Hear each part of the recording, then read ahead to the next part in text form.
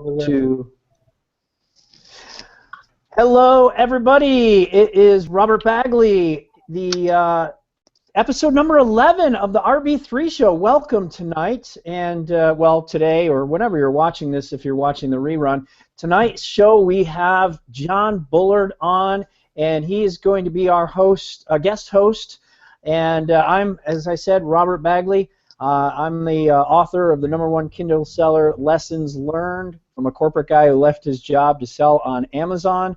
And so I'm real excited about tonight's show. We have, again, John Bullard from the Bullard's Prep Service, and fresh off the ASD show from Vegas.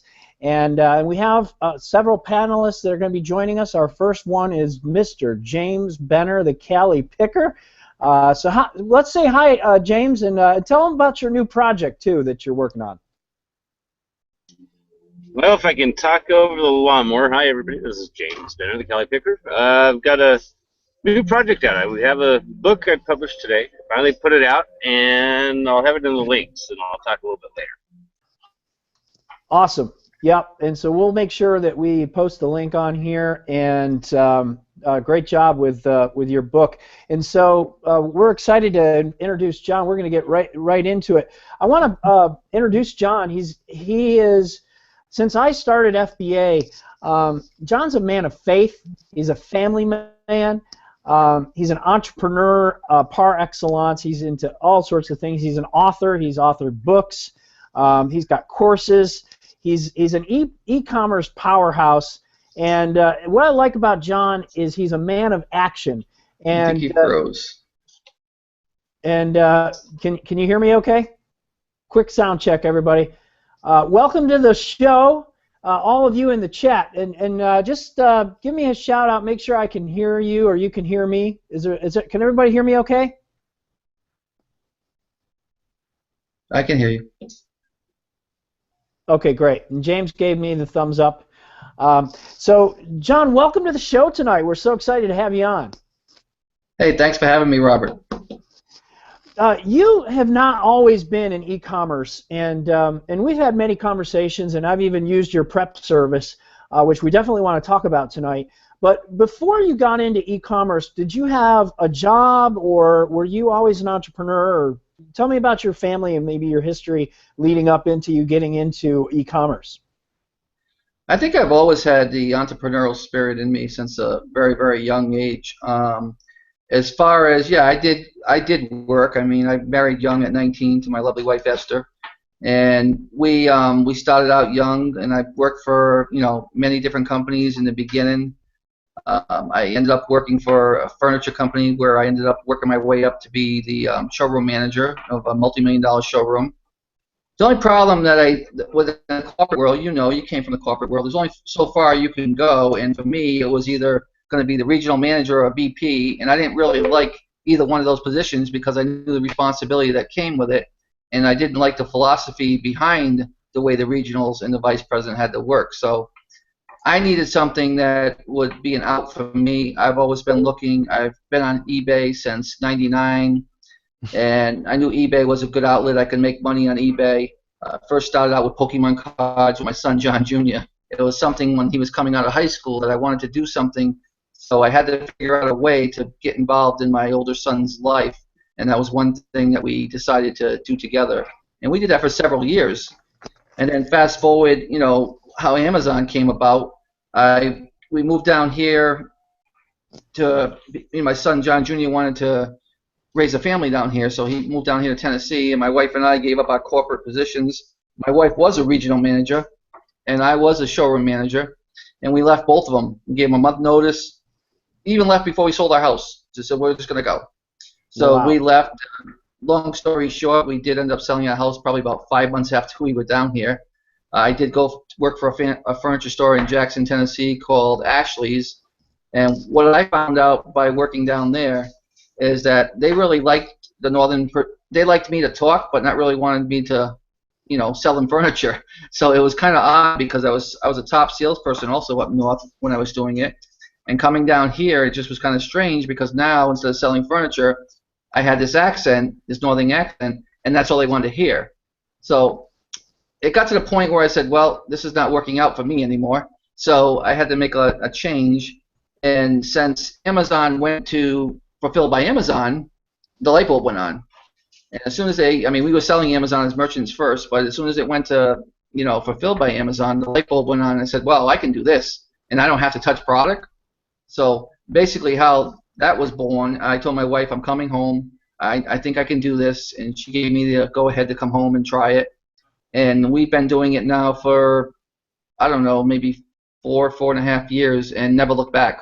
I mean, our first year, we started out with the FBA program. We had about $500 that we invested, and by the end of the year, we put over $250,000 in sales into Amazon. So Wow. that was proof to me that it can be done. And like I said, we've never looked back from.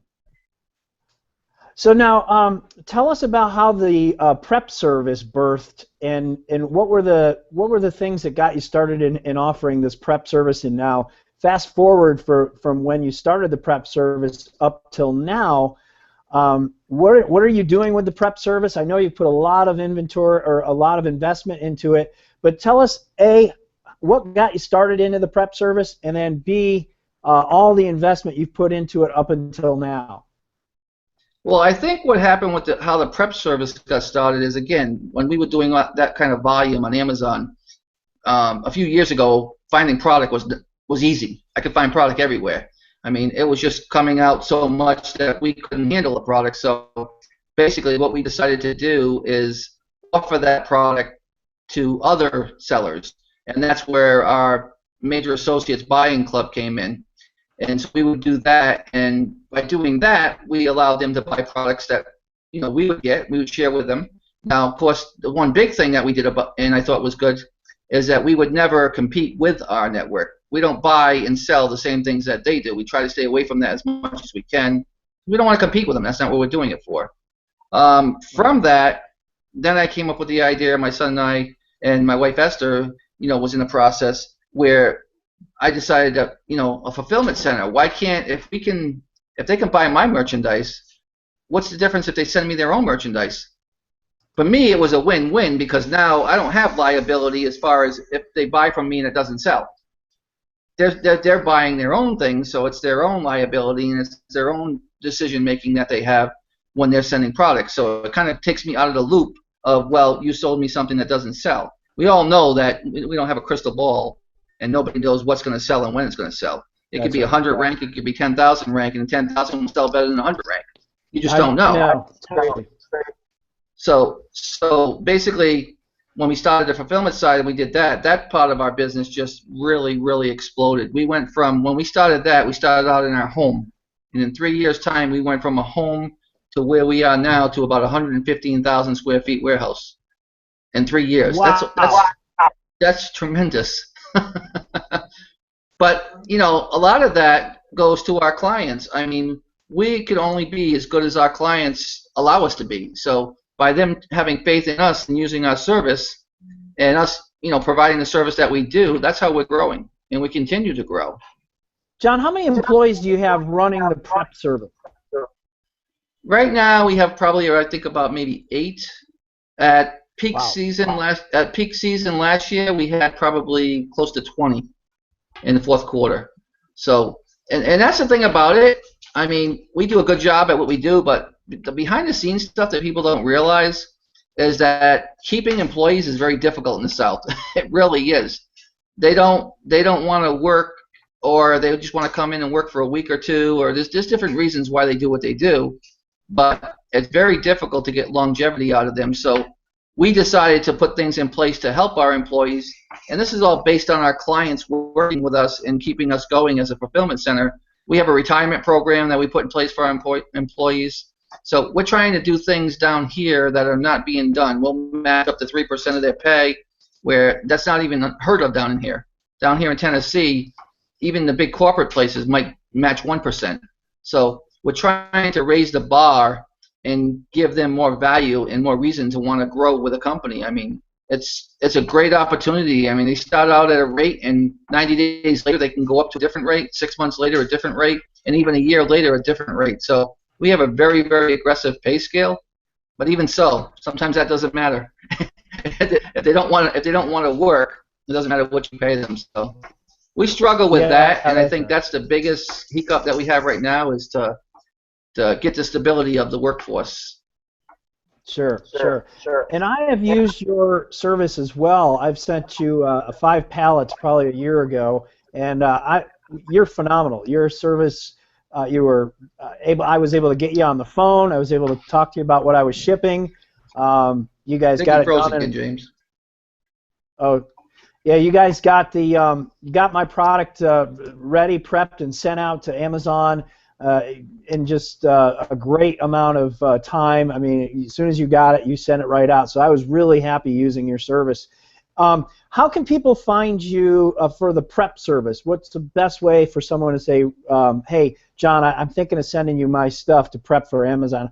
What is that, a website or where would you direct folks? If they want to sign up, they can go to the myinventoryteam.com site. And sign up there, and there's a newsletter box that you got to click to get a confirmation. Now, there is one big change since you used us last year that has speeded up our process. We now have web-based, where I think when you used us, you were probably going through emails back and forth with us as far as we needed to label. Yeah, that's gone. We've invested a lot of money in software, and we have our own software that works with our company that basically now all you have to do is go into our software. You have to register for it, and it's free. You have to go in there and put your items, put your quantities. You know, you're doing the same thing as basically what you're doing with Amazon. You're going through Seller Central, creating the listings, putting the quantities that you have, and then Amazon's API, you'll get those listings. Then you take the MSKU and put that into my software. Once you do that, it generates everything, and you're basically at that point, you're done because you got your quantities. You put your quantities in, and you'll be done. No more back and forth asking us about the labels or the outside labels or the box dimensions or which warehouse it goes to. Amazon decides what warehouses it goes to. I know some people like to get around that a little bit and send things to warehouses that maybe they shouldn't because there's ways around Amazon to get stuff into one warehouse if you wanted to, other than using their service where they charge you to put it in one warehouse, So it's made it a lot easier for us, and it's made it a lot easier on our clients. I mean, we have a client, I don't know if you know who Christos is. You ever heard of Christos? Christos is a client of ours, and he does millions with us, and he couldn't do it without us, and he always gives us compliments. So, and a lot of that, since we went to the software, has taken a lot of that pressure off the back and forth email. And I don't think anybody else is a web-based right now. I think everybody else is either using Google Docs or back and forth email type stuff. So I feel that we're the front runners. We started this before all these people that are out there. And I feel like once we come out with it, eventually they're going to come out with it. But I feel like that a lot of the ones out there have mimicked a lot of what we do. I see it on a lot of the prep services, even with pricings and stuff, how they mimicked what we do. And it's kind of humbling and honoring, but it's kind of like when I went to Jim Cochran's conferences, I kind of created my own competition in a way because I would always talk about that. But yeah. Well, that's why I put on the show that you are the preeminent prep service. Now, John, let me ask you this, if I could. Now, you said with you have a part of your clientele, you have their products being sent in to you to package for them to send up to Amazon. What do you think is your biggest demographics on that? I mean, who do you target for that? Now, what do you mean? Give me an example. What you're trying to say? Well, like the ones that you have a lot of people that will buy your product to send into Amazon, but you said also that you have them that they'll send in their own products, or I'm assuming probably like drop shippers. From one place to send to you different. Yeah, by far the fulfillment side is much bigger than the other. When we went to the fulfillment side, it's a lot of work, but it's much more. We have many more clients doing that than actually buying from our list. We do have clients that buy from our list, but what holds them back is that a lot of these clients have to be able to buy 100, 200 of one unit. And a lot of people don't want to take that risk, especially when they're starting out. And we'll even tell them when they're starting out that's not a smart decision to make. once you're established on Amazon, then you can start doing that. But other than that, you want to be going wide when you start out. You want to make sure that you've got your reputation out there and you've got some product flow going through before you start hitting things 100 or 500 units of one type. And Chris Piles in the group, he had a question for you. He said, how would someone send you their bundles? Just tell you what the bundle is, and you'll put it together for them, and then you'll send it into FBA, or do they have to put the bundles together themselves in separate units, or how do you do those? We put the bundles together. Again, it goes through our software. So there's a place in our software that tells you how to bundle, and you tell us what goes in the bundle, and then we put those bundles together. So our software does all that as far as the bundles. I mean, if you say you want a bundle of 3, our software is going to walk you through how to do that, and then my staff is going to know what they need to do. When they look in our software, it's going to say, okay, 1, 1, and 1, this is a bundle, and they'll know exactly what to do. Did we answer your question, Chris Piles? Give us a thumbs up, or yeah, let us know. That was a great question. So tell us about some of the infrastructure you put into the prep service in the last 12 to 18 months, John. Well, I think some of the infrastructure in the last 12 to 18 months, I got some of that by from Jim Cochran, and that's basically to outsource the things that you don't need to be doing. And so by doing that in the last year, a little over a year, we've hired an office manager, so we have an office manager that runs the office. Cindy, if you ever called the I have a warehouse manager now, and I have an assistant warehouse manager, and Esther still's out there in the warehouse because Esther's one of those hands-on people. She still wants to do it and be out there and make sure things are going the right way. So we put in infrastructure to where if we need to go away for a day or two, we can still do it, and the place is still going to run. We just got back from Vegas, Esther and myself, and the place still ran the way it needed to run. So those type of things. And once you've got infrastructure, then you can start going into other things and starting to branch out. And we have many, many different things besides our fulfillment center that we're able to do because of having infrastructure in place. Mm-hmm. Any tips for people that are still doing their own FBA from their homes or businesses, such as some of the new shipping requirements like bubble wrap and boxes? Anything any new developments that you may want to share with the group or the listeners or the viewers? Well, I know there's a lot of Amazon sellers that try to cut corners, and I think it's your business, and you have to protect your business. If anything else, you should buy products that you have enough margin in to be able to protect your products. So you should, if it needs to be bubbled, you should be bubbling it. You should be going the extra, because when Amazon sends something to you and you buy it from them, they certainly don't do the extra. I mean, it's their sandbox and we got to play in it.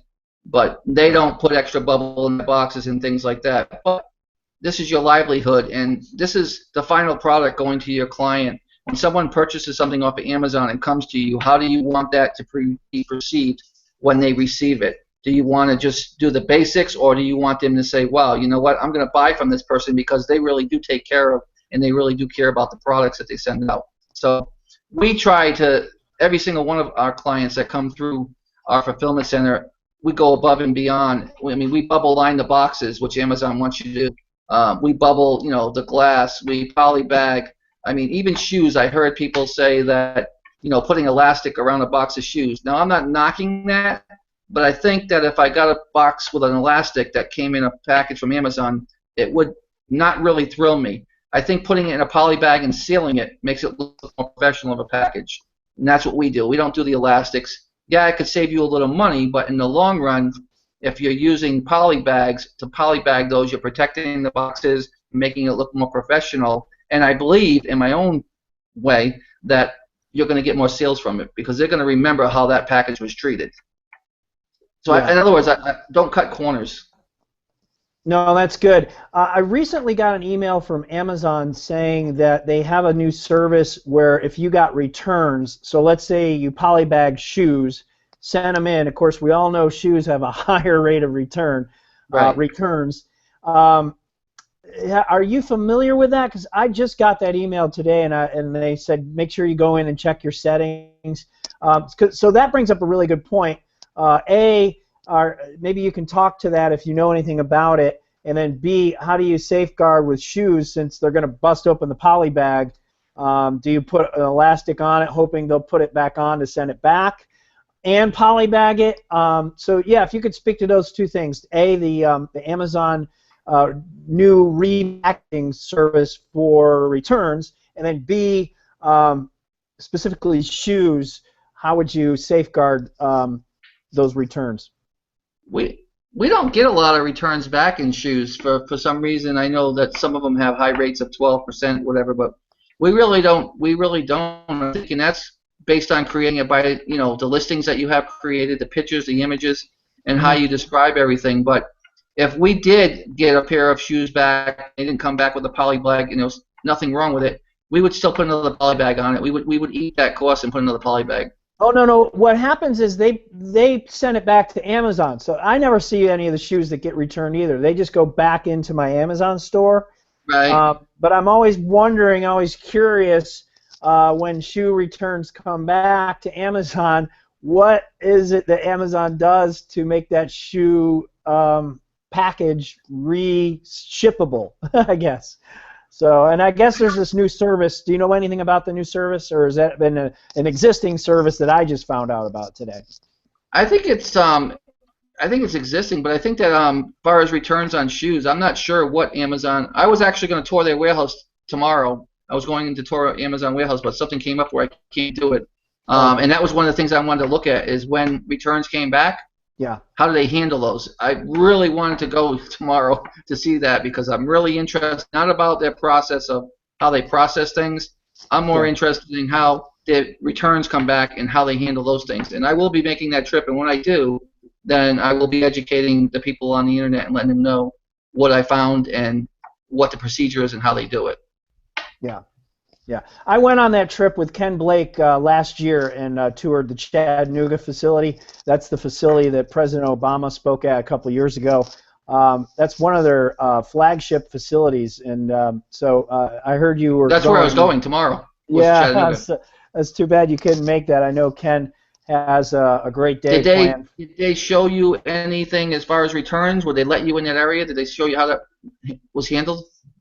You know, I saw so much in that facility. I can't remember. Of course, I wasn't doing shoes then, and so returns mean a lot more to me a year later because I've done so much with shoes. And when you start sending in $40,000 worth of shoes, you do start to see the refunds and the returns, but you never see the shoe. So eventually those shoes find a set of happy feet, and it's all good.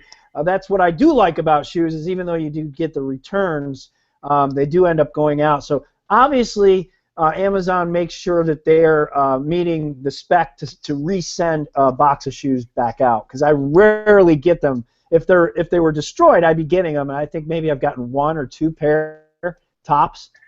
So anyway, I think that Amazon probably would go with the elastic thing when it comes back, but that goes to any return because anything that has a poly bag, I mean, you raised a good question. Is when it comes back, if you sent it in with a poly bag the way you're supposed to protect it, whether it be a stuffed animal or something that has exposure, and a customer sends it back and it doesn't have that, and Amazon says fit to go back out again, they have to be doing something to it. I don't believe that they would send it out without the poly bag. Right. So that makes sense. Yeah. I think that would be on anything. Yeah. That's right. No, hey, welcome, Bea Bee Babb. Hi, Bea. Hi guys. I'm sorry I'm late. Hey, Bea, welcome. Hi guys. Hi, Bea. How are you? Good. How are you? It's so nice to meet you. I'm doing fine, thanks. Bea has an ungating service. I don't know if you knew that, John, and she's one of our executive panel members, like James. That's on the show every week or every time we do one now. Bea, real quick, we'll just step back and pan into you. What projects are you working on? What's going on with you? Oh gosh, I'm so crazy busy. It's been crazy. Right now, I'm just trying to get back. We have like two more weeks until school starts, so we're getting all the kids' stuff settled. Amazon's going crazy. All my back-to-school bundles are done. I'm out. I don't even have anything anymore, and I'm debating whether or not to restock. Ungating is still going strong, still helping people out, and any news on the Ungating? More on Facebook now and be more active. Yeah. Any news on Ungating? We were just asking John if any updates that he knows with Amazon. Any news on Ungating? Everything still status quo with Ungating? So far, I mean, grocery, beauty, and health and personal care has changed a while ago. But so far, if you want to try it, it's still the same process. Go to the store, get at least minimum 5 items of one product, get it on one single receipt, repeat with 2 different stores, so you have at least 15 items. Take your receipt, scan it in, ASIN number, UPC code, your contact, name, Amazon store, and your phone number and email address, and send it over. If you get lucky, it works. If you don't get lucky, try again until you get lucky. So. I've heard great things about your service, so keep up the great work, Bea. Thanks for joining us tonight. Thanks for having me. Yeah, our pleasure. We'll keep talking to John. If you have a question, please feel free to raise that question. We'll take this time right now. I want to mention just a few quick things because we're halfway through the show. I want to thank a bunch of Facebook groups and some folks that own those Facebook groups that allowed us to promote the show tonight. And that being Sean Mayo, who was on our last show with Quincy Lynn. By the way, that show got a lot of attention, a lot of questions about shoes and groceries. So make sure, if you haven't seen that show, go back in and check that one out. It was more of a tutorial, but a lot of people were watching it 2, 3, 4 times to catch that. So thank you, Sean. Thanks, Bobby Miller, for letting us promote the show on the eCommerce News Facebook group. Dennis Smith let us post on Sourcing Secrets. And let's see, John Bullard let us promote the show tonight. Thanks, John, on My Inventory Team. That's a great Facebook group, by the way. Also, thank you to Chris Piles, who just had a really good question. Check out his Facebook group, FBA Motivators. If you're new on FBA, that's a great group. Bubble Briefs with Mark. Thank you, Mark, for letting us promote Mark Levine, and he's got a show coming up in Chicago. I think that's October. So if you go to Bubble Briefs, I'm sure you can find more out about that. It's an e-commerce show, and he'll have like Sam Cohen, Chris Green, Andy Slamans, and a whole bunch of people there. Maybe even John Bullard. Are you going to that, John? What is it? E-commerce. I don't know the name of it. It's an e-commerce conference in Chicago that Mark always does. Where is it at? What's the dates? I don't know. I don't know off the top of my head, but on Bubble Brief's Facebook group, you can definitely check that out. Looks like Bea's laptop is dying. Oh, Bea, she's having a rough day. Yeah, she looks like she's left. Yeah. I don't know. I'm going to be in Louisville next month. I'm going to be in Huntsville, Alabama, speaking in a couple of weeks. I'm going to be speaking out in Seattle, Washington in October. So right. I got a lot of things planned. I don't know if I'll be able to do that. I want to speak about her ungated thing, though. One thing I can tell you is I'm very familiar with my surroundings and who's doing what. I make it my business to know what she has and what other people has that are kind of in the same kind of arena of what I do, because we have similar things that we do. But the ungated category, a couple of weeks ago, and I was hoping she'd be here, because I remember that Amazon was letting people into clothing and another one within 10 minutes that day. Yeah. They opened up the gates for quite a few people. Yep. They have since closed them again and made it harder, but it was like this opening door. Like we all had to go through this process, and some of these people didn't go through any process. So it was kind of requested. Hey, I want to get approved in groceries, and they said, "Okay, you're approved." Yeah, that's what I'm saying. And it wasn't that easy when I tried. I mean, you had to go through the whole process and the whole paperwork situation. But they did it like a few weeks ago. They did it with grocery. They did it with clothing. I mean, they just said, "Okay, if you want to sell it, okay, let us know." You contact them. Yep. Within 10 minutes, people told me they got approved in clothing. That's amazing. I was like, I've heard about that. When we first got approved in clothing, it took like 2 weeks. Yeah. Yeah, me too. I tried 12 times, and then I finally failed and hired Karen Locker, and that was before I even knew Bea. So that, yeah, I feel your pain there. One more shout out. Sam Cohen allowed us to promote the show tonight on Ace Consulting Group, so you can check that out. It's like he's up to like 3,600 members already, James. Can you believe that? He just started that not too long ago. Big Sam. Yeah, that's phenomenal. I want to mention our Facebook group, the Game Changers. You can certainly keep up on some of the things that I'm up to. I've been posting a lot, even though I'm back to part-time with my FBA business. I'm still posting a lot, connecting and networking within the Facebook community for resellers, so check out Game Changers.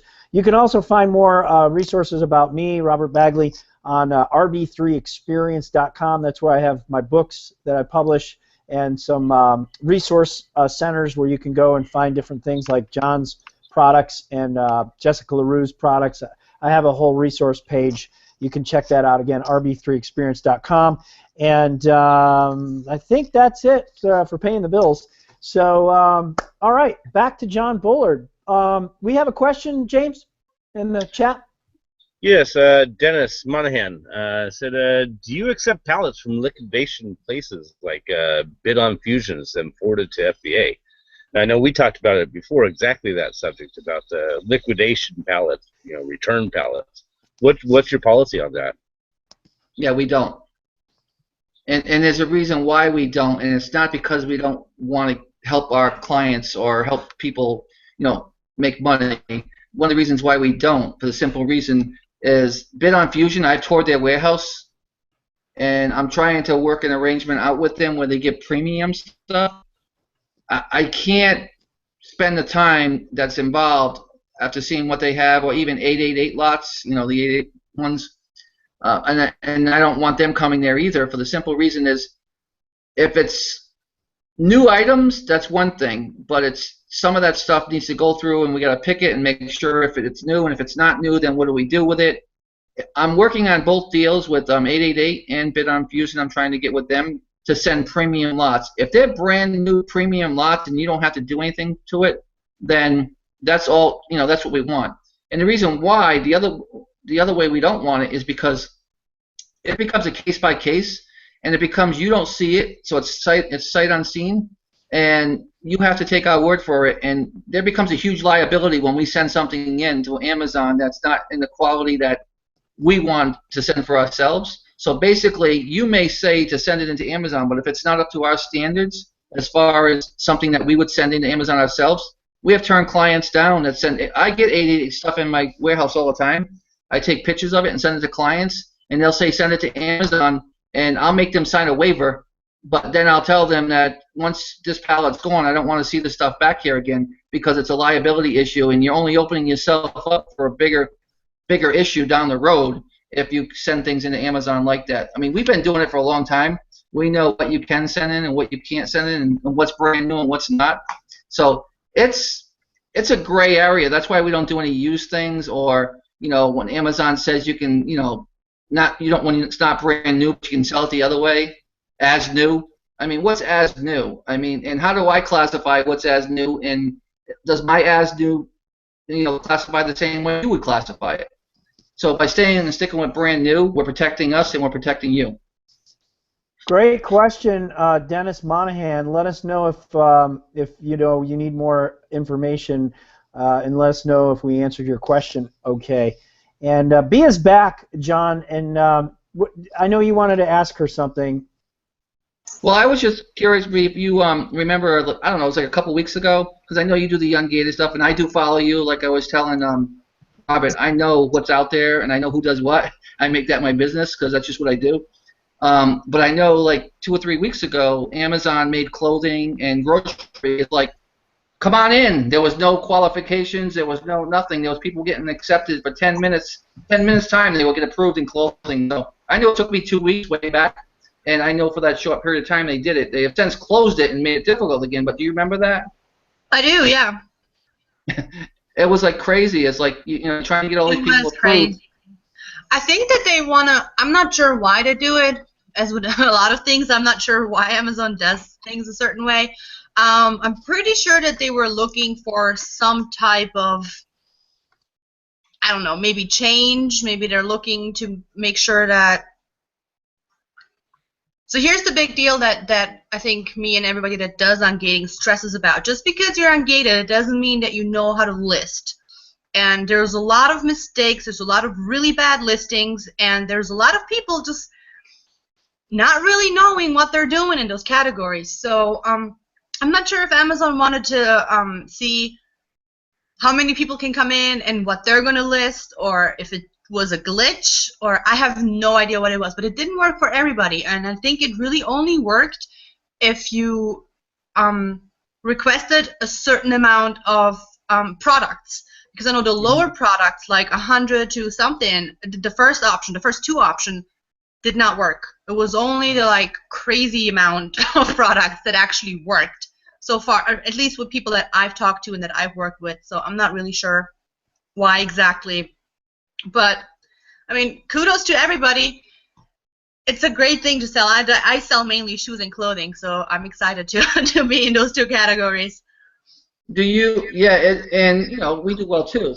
But do you agree that because they're opening up these categories and people like you and I know others that do the ungated stuff, in a matter of 2 to 3 years from now, it's going to be almost like the regular stuff where you're going to have that competition again. I mean, I know clothing's different because clothing has so many different varieties, but you know, there's only so many different Nike shoes and stuff like that. And I just feel 2 to 3 years down the road that Amazon's going to come up against the same type of battle where you're going to have so many sellers on there selling, and you're going to have competition. Right now you don't have that as much, although you have it more now than you did 6 months ago. But I think it's going to eventually come down to that. I think as within everything, even I think it doesn't matter really what category you're selling in or what kind of seller you are. I think it really just depends on the way that your personality is or the way that you look at it. I look at it this way. I'm not looking to just do what everybody else is doing. I'm not afraid to put in the work. One of my best ROI is a Walmart item, a Walmart baby item that is just out there. It's a clothing piece. It's out there. I promise you, every one of us has walked by it. But if people don't pick it up and don't scan it, they're not, I have been selling this for 4 months almost, consistently, almost every day, and there's nobody else on it. So, yeah, competition is probably going to get bigger, but does everybody know what they're doing? Probably not. Do people know how to actually list new products like that if they don't, put in the work and the time or have somebody that can help them? Probably not. So the people that want to, that are coming towards it and they're fighting for it and they want it, heck yeah, come embrace it. I want to be your friend because I love what you're doing. So right. Hey Bea, that product at Walmart, did you create that listing or did it already exist? I did. Okay, good. Good for you. And that's the biggest. I'm on a lot of other ones that have already been there. They're just not FBA. They're merchant fulfilled. So. Well, and you got a point that when you're willing to do the work, like I'm willing to do the work, you're going to be a step ahead. But there's more and more things coming out there. There's more and more programs coming out there that people will actually do the work for you. They'll list for you. They'll get the items for you, and they'll get a percentage. The newest thing I heard of is where they get a certain percentage. They'll list items for you, and they only want a certain percentage. They'll find them. They'll list them. They'll do all the work. You put up the capital, and they'll do it. So it's evolving more and more all the time with different types of things. But it's going to get to the point where even the people that don't put the work in, it's going to be, if they have the money, they'll succeed because they'll have somebody else that can do it for them. So it's just going to be interesting, and that's why, Robert, getting back to other venues, and I know you do other venues. You do your ungated, you sell on Amazon. I sell eBay, Amazon. I'm on eBay and Etsy as well, so. That's what I'm saying. So you need to do that because what happens if Amazon decides to shut the door on you, and just because they just want to do it? Then you gotta have other, alternatives. I wrote a co-wrote a book with Ryan Rieger. I have a course out there, and I was just telling Robert and James that our very our newest tool that we just tried at ASD, is we call it the Pocket Expert. You know what a Pocket Expert is? Tell us. B, what a Pocket Expert is that you could be at any trade show in the country or in the world, doesn't matter where you are, and you'll have an expert in your pocket. In other words, we did ASD. They could text us, send pictures, get advice, ask things, and we ran this for the 3 days at ASD, which concluded today, and we had people come back with private label deals, exclusives. I mean, it's really, really powerful when you're at a trade show and you're new and you don't know the right questions or don't know how to, approach a vendor, to have somebody right there that was willing to be in your pocket that you can just text and say, hey, listen, I need advice on this. And we did that for the 3 days, and phenomenal advice. I mean, phenomenal results. That's amazing. See, yeah, it's seriously, and that's what I think too. I've been only doing FBA since February. I sent my first shipment in February 14th. It is incredible to just look at how far I myself have progressed in my selling, in my abilities to just evolve and just go with the flow and take opportunities or not take them if I don't think that they're right. And I think that's what this is all about. Know what you're doing and stay on top of things. Networking, have friends that do the same thing, that know what you're talking about, that you can discuss it with.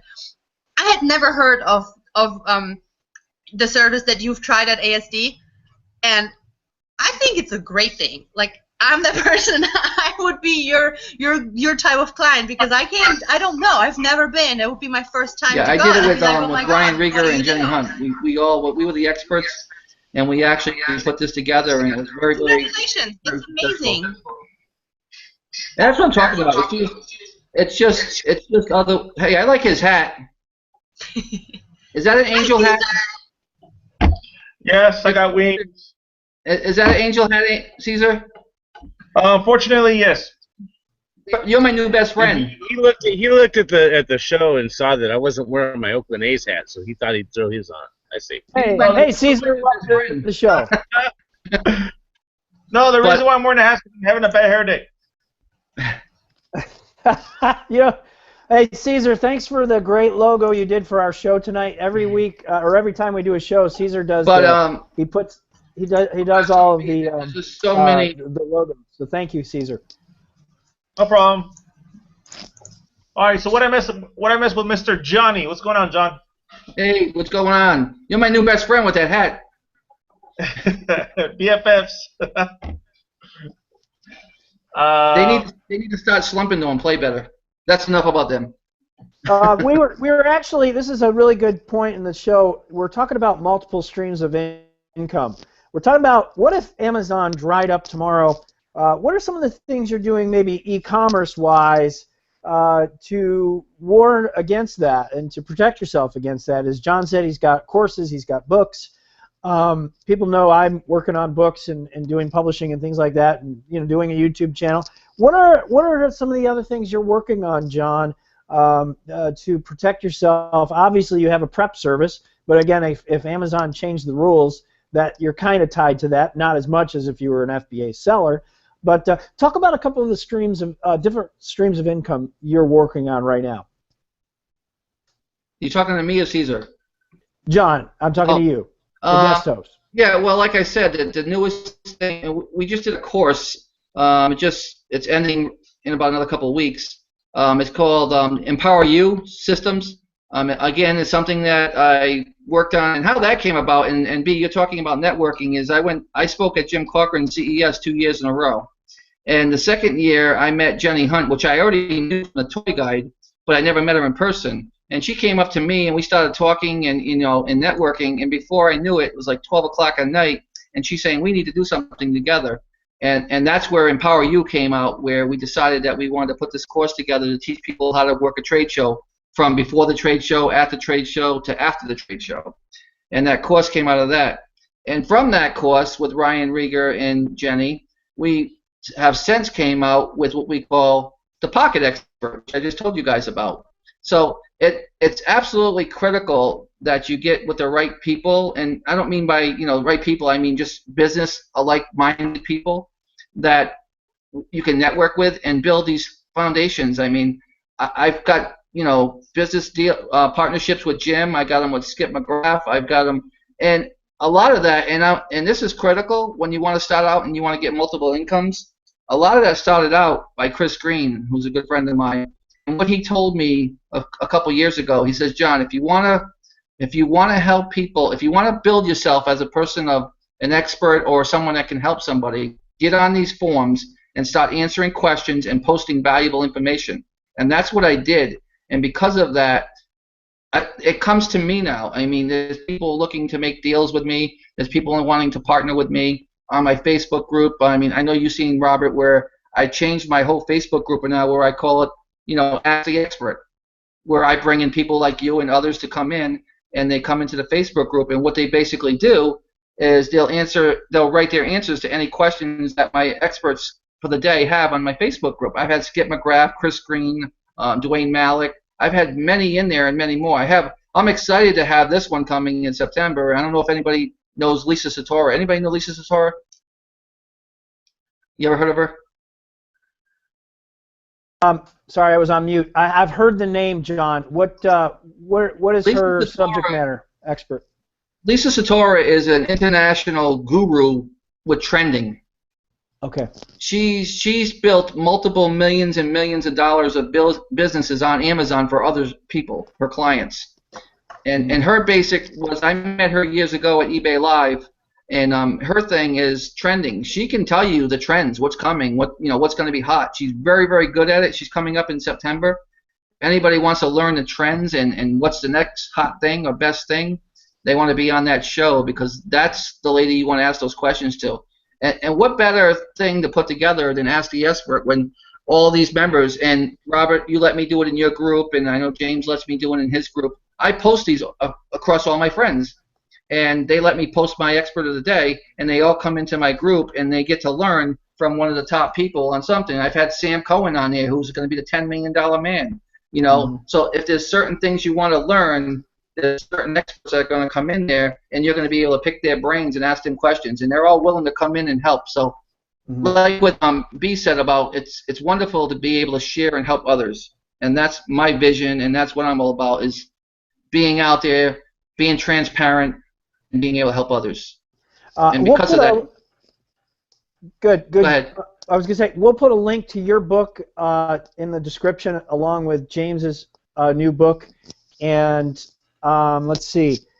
Where do you want us to direct folks to see all the projects you're working on? Is there like one website that kind of goes, okay, here's the books, here's the courses, here? Is there something like that? If anybody wants to find out about the Pocket Expert or the Empower You or anything else I'm working on, they can just send me an email and I can get them information. I can get links to them. I don't want to really post links here, but I would. If they want to send it to just like John at majораssociates.com, and that's John at and then MAEJA associates.com, I'll be glad to send them along anything that they want to find out about. Like I said, we've got the classrooms, we've got the Pocket Expert. I just got so many things I'm doing. The book, the Facebook groups. I'm coming out because of the Facebook group.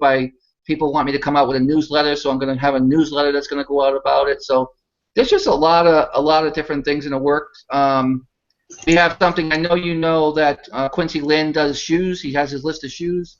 Well, his list of shoes, I don't know how long it took him, but ours has been 15 months in the making. It's going to be coming out shortly. It's a tremendous, tremendous tool to be able to use for what we have. So there's a lot of things that I have in the making, things that are coming out. My software, the second part of my software that we're going to have for our fulfillment side, will be able to handle eBay and any website. So if you have your own website or you sell on eBay, you'll be able to send it to my warehouse. We'll store it, and as you sell it to your customer, we'll send it to your customer. So wow, we have awesome. a lot of different things coming up. That's fantastic. Yes, you are a busy man. Tell us a little bit about the book Beyond Arbitrage, because again, we'll put the link on there. What is that book about? Beyond Arbitrage takes you beyond arbitrage. It takes you beyond Chris Green's arbitrage or online arbitrage. It takes you to the next level, which is wholesale, and teaches you how to work a trade show, some of the questions you need. It's got some vendors. It's got some information on vendors in there, and it's got all the questions and answers that you want to when you're going to a trade show, what to ask, how to prepare for a trade show. There's a lot of good information in there. And I wrote that with Ryan Rieger, and we've had a lot of people come back and say because of that book, they've been successful. They've got, exclusives and things like that from trade shows and testimonials. So you know what, when you write things like that, or you have a class, like I hosted a class out in ASD just this past few days ago, and when you get stuff like that and people come up to you and say that you taught them really makes a difference, that's very humbling to know that somebody respects you like that, and and that you're willing to help them. I had one of my students came up to me in a class and said that he didn't understand how I could do what I do, but after hearing that class, he said, you know what, I can relate to that, because some of the messages that we give, whether it's Bea, whether it's you, Robert, or James, our messages are going to relate to somebody somehow. Just like I tell everybody in the classroom that I try to get them all to network. I say, there's people in this room, whether you do it or not, are going to create businesses. You should be networking with these people. And we all have stories. And they were all mingling and things like that. And before you know it, there was a few of them in there that were actually working on deals together. So to me, when you get a bunch of people together like that and you can help them, that's the best feeling in the world. Awesome. All right, we have we have a new panelist. Hi, Dean. How are you, sir? I'm doing good. How y'all doing tonight? Great. Dean, tell us a little bit about yourself, and then we got some giveaways we want to do for the viewers tonight. Dude, Dean's a Periscope celebrity, man. I'm sorry, go ahead.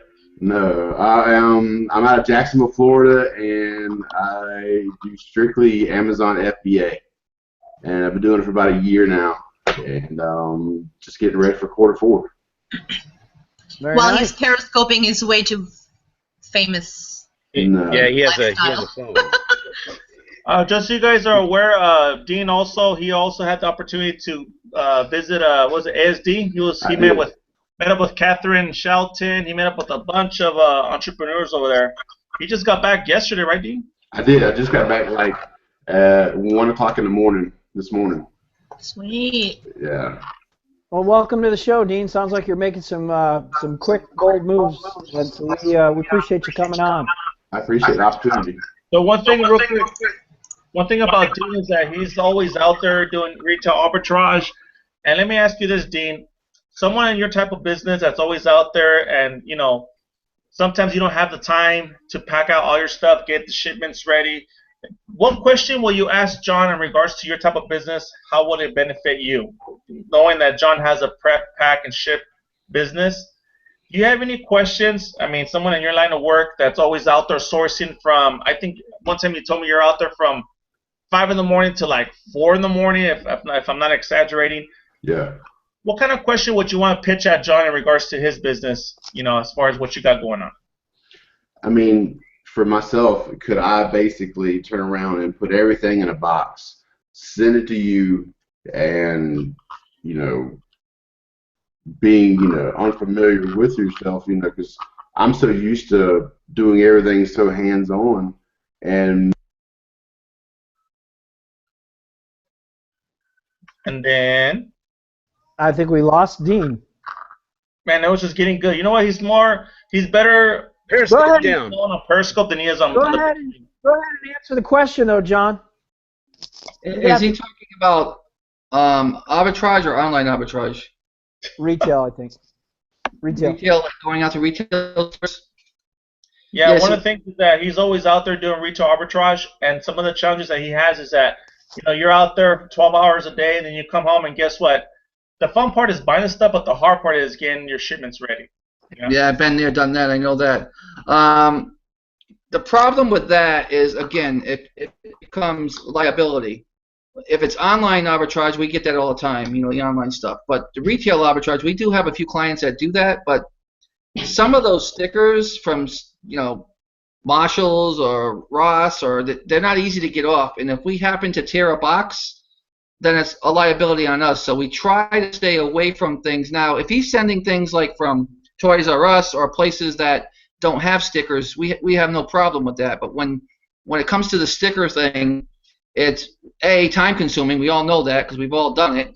And B, it becomes a liability if we take a sticker off and we ruin the box. So what we do, we have to always wait on the caution side of making sure that we're protecting our clients' product. So we try to stay away from things that have stickers that are coming from retail arbitrage, because we don't want that liability of put in our hands where we end up ruining a product. And we all know when we take stickers off, and I know I've done it for a long time, that there are times when you think you're taking it off as careful as you can, especially on Lego boxes. You better be real careful, because you take a sticker off and ruin a Lego box, there goes the value. So that's a hard one. So Dean, let me answer that question real quick. He basically said if you're going to some of the stores with a lot of stickers, their service is not set up for that. They're more set up for products that don't have a lot of stickers on them that you could just send them, or even online arbitrage. But it gets a little the liability increases for John's fulfillment center when you start sending in, but like Toys R Us and things like that, is not a problem, he said. So it's probably situational. I got you. Perfect. Okay. All right. Well, you've got a couple. I think you have like 2 giveaways tonight, John. So if there's not any questions in the chat, is there any questions in the chat? If not, we will go to some giveaways tonight. Do we have any questions? Dean Cesar finished your question, and he is answering. I think Sherry Morton said she was at both CESs and met you at the first one, John. Thank you, Sherry. I don't think she had a question, but she said I made some great contacts there, and looks like she met Lisa Satora as well, so that's pretty cool. All right, so John, what you had 2 giveaways you wanted to offer to our viewers tonight. What are those? I have 2 giveaways, and I don't know how you want to go about doing them, but I'll give them a half-hour consultant session to go over their businesses and see if there's anything I can help them with as far as teaching them how to think out of the box or look out of the box to get multiple streams of income. Wow, that's fantastic. That's a very valuable and generous giveaway. So recap it again. Did you say a half hour? I'll give them a half an hour of my time to be able to consult with them on their businesses, see what they're doing, see if there's anything. Because normally when I talk to somebody the other day that had no clue, and she was doing something I'm not going to share what she did, because now she's got a website up and I think she's making money off of it. So just because of within 10 minutes of working with me and finding out her situation and what she was talking about and just having that conversation, I said, you know what, you got a story, this is what you need to do. And she followed that, and she was actually in my class in Vegas, and I'm just so excited that she has a website up and now she's following that dream that she wanted to do. Oh my goodness, that's awesome. Well, so a half hour could change your life, folks. So I'll throw out a question. If panelists, if you can watch for the first answer to come in, I would appreciate that. So John mentioned at the beginning of our show tonight a certain year that he started eBay. What year was it that John said he started eBay? I'll give you a hint. It goes way back. So first one, we'll get a half hour consulting with John Bullard, which is probably invaluable, priceless. So we appreciate that. The second one is, let's go in and see who is the very first person on the chat, and we'll give that person we'll give them the other one. Who was that first person? I'm sure you could pull that up. Yeah, it was Charlie Bishop was the first one in. Who is it? Charlie Bishop. Charlie Bishop, congratulations. Because you're the first person that came in, you are going to get a half-hour consultation with John. John, is it okay if we just have the winners private message you on Facebook to redeem their prize? That's fine. We can set up a time. Yep. Okay, so Charlie, just go ahead and Facebook, private message Facebook John Bullard, okay? Who's our other winner? And of course, Ivan Black. He got it first. Ivan! 1999. Well, let me see if that's correct. They said 1999, but... It is. It is correct. It is, right, John? Yep. 1999. I'm really happy to hear that you're doing eBay, because a lot of people don't like eBay because they can't go away or they can't live that like laptop travel lifestyle. But now with your service, you kind of, as long as there's enough profit margin in it, you've kind of taken that and made it almost FBA-ish in a way, right? That's pretty cool. Yeah, the one thing I want to talk about real quick is about the service part of our business, about storing your products. And here's the key to storing products is Amazon, if you have a product over past 6 months at Amazon now, they charge you, 11, whatever that percentage is, ridiculous amount per item. And then after a year, they go up to 22 or something %. Well, I looked at that and, I wanted to be a little bit different. So what we came up with is we're going to have a storage charge. It's like 50 cents a square foot. And that's not going to change. There's not going to be a 6-month storage thing where it goes up to 11%. After a year, it will change because we want to make sure that you rotate your inventory. But that's critical when you're building a business. If you can put it somewhere, and our storage charge is a little bit less than Amazon's for overall storage, it allows you to put stuff into my warehouse that gives you that time where you don't have to worry about it, taking it out in 6 months. I think a lot of people's business models that buy closeouts and buy in large volume are going to have to change their strategies and either lower their profit margins to be able to move that item in 6 months, or they're going to be getting hit with. I know I've got several clients that have already asked me if they can take the stuff of Amazon and put it into my storage because they don't want to pay Amazon 6-month storage.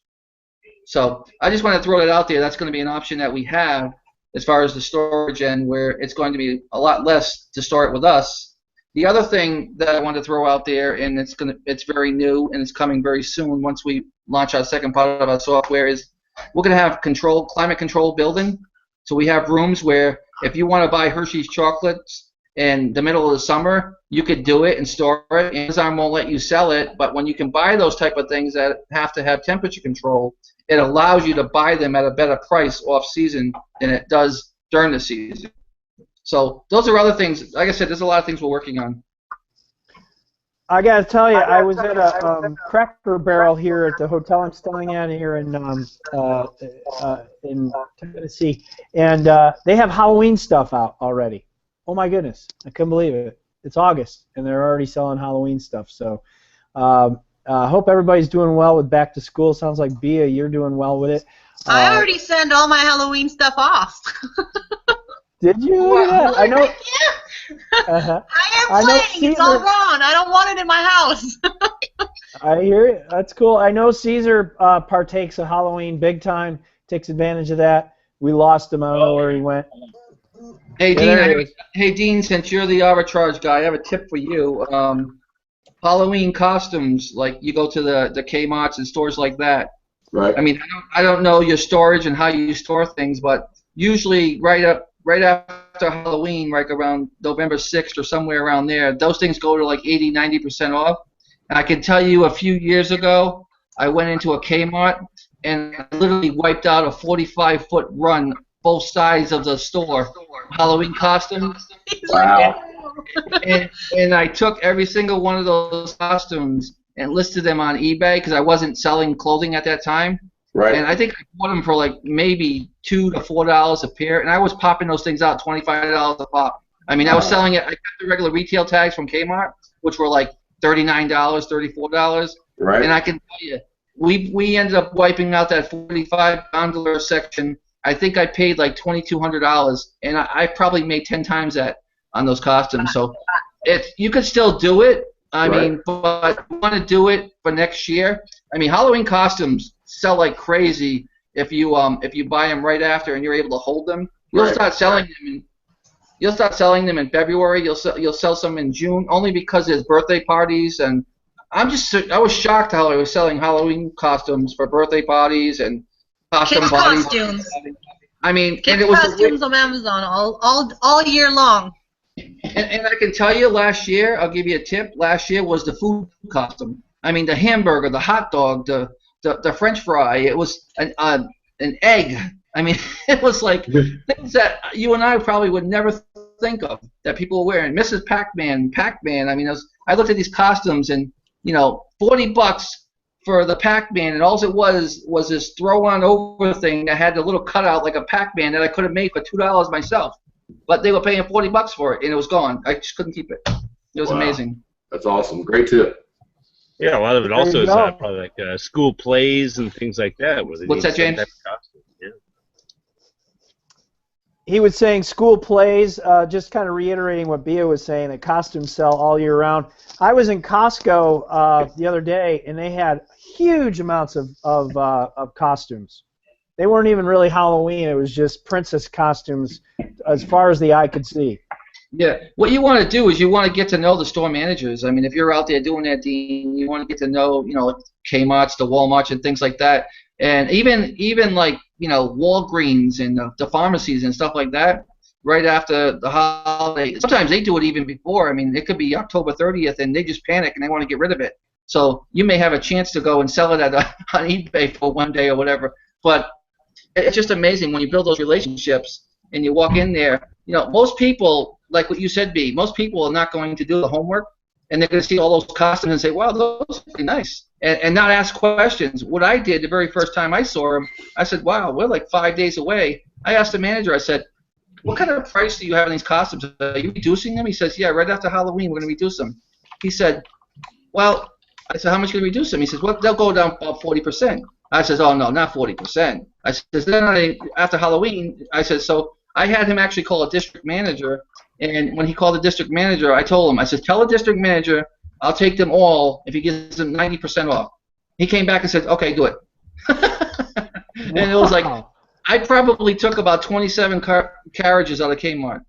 It was unbelievable. The people, you guys know when you do retail arbitrage, the looks you get when people see 27 carriages is unbelievable.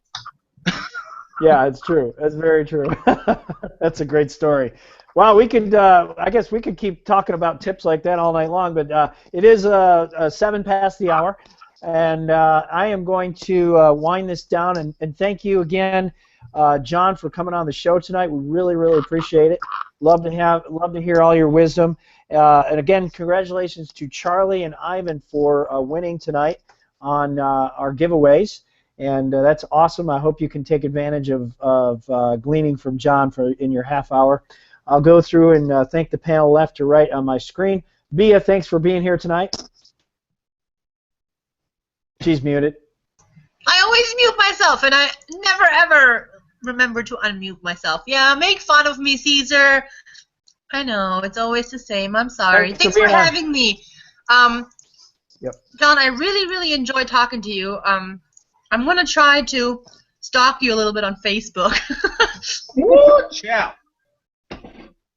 Well, there you go, any of the panel members that have not asked to be expert on my Ask the Expert yet, just Facebook me, let me know, and I think I'm already booked all the way through September now, but let me know. I'd love to have you guys in there, because what I like to do is I post it on a lot of different Facebook groups, and I like to provide value for a lot of different groups, and the wisdom that we have, there's nothing better in the world than sharing that and helping somebody else out. So I think that we're all on the same page. I think even Dean can come on, and Dean can basically talk about retail arbitrage. He seems like he's really good at it, and I'm sure there's people out there. It's the best way to first start doing this business. The first thing and the easiest way and the least resistance of point of entry is retail arbitrage.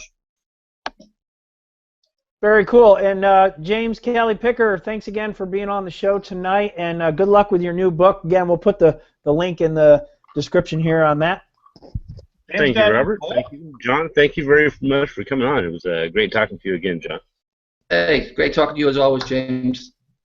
And James has a show that he does. You go ahead and tell him about it, James. Well, it's Do You Know Who I Am? And yeah, I had John on week before last, and actually Dean was on last week. There you go. Yeah. I think you in your archives you have Bea on there, and you might even have me unless you erased it. But I think I've had everybody on this hangout on my show. Cesar, you want to go old school? He even has mine. Been on it, yeah. That is old school, man. That is old school. Cesar, thanks for coming on the show. I know you were working hard, so we appreciate you popping I'm in. sorry, guys. I'm sorry for being late. I think I cussed out like 5 drivers on the freeway just to get here on road rage. But yeah, I made it. We appreciate it as always, Cesar. Dean, I don't know you very much, but it's good meeting you, and thanks for coming on the show tonight. Hey, I appreciate it. It's definitely been a learning experience. So thank you for having me. Dean's a natural, man. He's from Awesome. the dark side. Yeah. Good luck to you, Dean. And again, thanks to our guest host tonight, John Bullard. And again, you can check out his Facebook group at My Silent Team. That's the name of the Facebook group, right, John? My inventory team. I'm sorry. There is one called My Silent Team, isn't there? Yeah, that's Jim Cochran's. Yeah. Oh, there you go. You can. He appreciates the plug. There you go. Yeah. But my inventory team is John's. So there you go. All right, folks. Yes. One last thing I wanted to say is the people that are in the chat and that are listening tonight and who will listen to this in the future, look at the people that come on these shows and these guests, and these are movers and shakers. These are the kind of people you want to be around, people that are making things happen. If you want to be successful, get around people that are making things happen, and I promise you that the businesses will grow. Good way to end. Nice words of wisdom there from John Bullard. Hey, everybody in the chat, thanks for joining us tonight, and everybody that's watching this on the replay, thanks for watching it. We're also going to have this on iTunes, and again, you can check out more about what I do on RB3experience.com and the Facebook group Game Changers. Please like and subscribe this video and share it with others if you got some value out of it. Thanks again, everybody. Have a great night, and thanks again for watching. Thanks for having me.